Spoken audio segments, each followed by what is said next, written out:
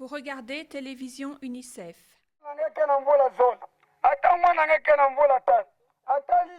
Le message est fort et clair. Après avoir été presque éradiquée, la polio est à nouveau de retour dans la République démocratique du Congo. Il y a un cas ici dans la province de Bandundu et presque 30 dans la province voisine de Kasai. Ces cas ont déclenché une urgence.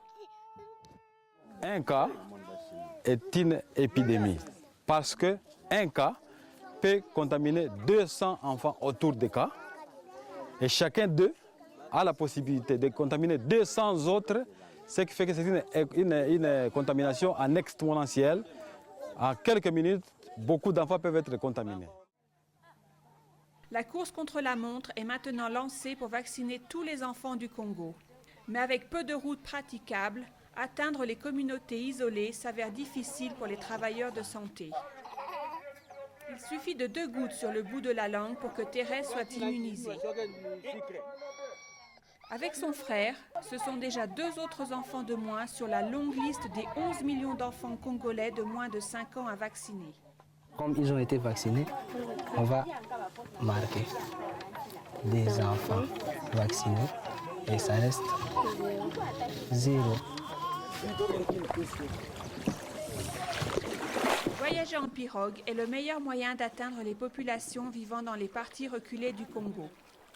Pour que le vaccin soit efficace, il doit être conservé à basse température, ce qui est loin d'être facile dans un climat tropical.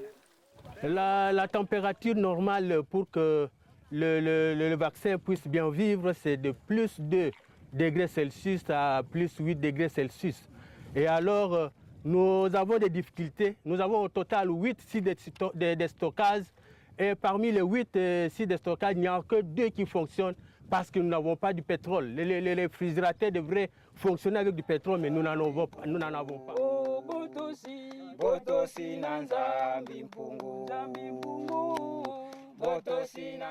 Il y a toujours des gens qui refusent d'être vaccinés. Ce n'est que très récemment que cette église a enfin accepté que les enfants de la paroisse soient immunisés. C'est une église qui a pour base les intellectuels. Donc, ça, c'est du point de vue scientifique. Ça, c'est le point de vue scientifique. Nous pouvons prendre les vaccins pour nous protéger contre toute maladie ou une épidémie ou un virus qui est en train de circuler. Non loin de l'église, l'état de Paul est un triste rappel de ce que la polio comprend de malheur. Paul est handicapé depuis qu'il a contracté le virus à l'âge de 5 ans. Pour lui, la recrudescence de la polio lui rappelle de mauvais souvenirs. Il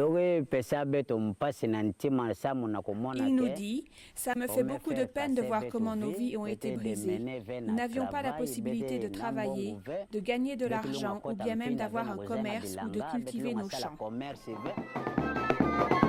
Pour qu'elle soit un succès, la campagne de vaccination doit atteindre toute la population. Donc, à Djouma, le lancement a été marqué par une fête de rue. L'information publique vous voyez les vaccins là et les vaccinations publiques ont été mêlées au spectacle. Pour l'instant, la polio est contenue aux frontières avec l'Angola. Le but de la campagne est de contrôler cette épidémie afin d'avancer vers l'éradication complète.